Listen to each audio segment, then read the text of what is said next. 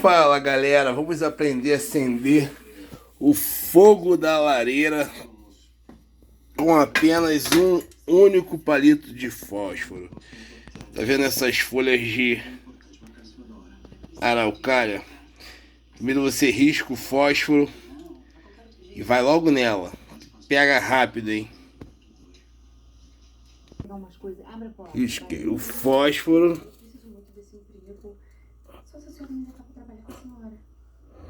Ó, só ir nela, ó. Os 3 pontos. Vou pegar rapidinho, hein? Vou pegar mais um palitinho aqui. Só para aproveitar o embalo, ó.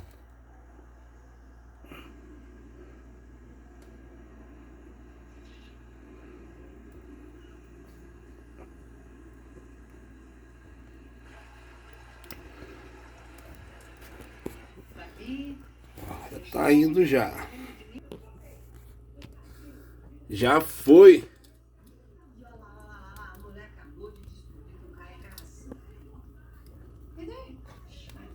Muito fácil, né? Simples. Curte, dê o like, compartilha, ative o sininho e se inscreva no canal. Vem que vem que vem.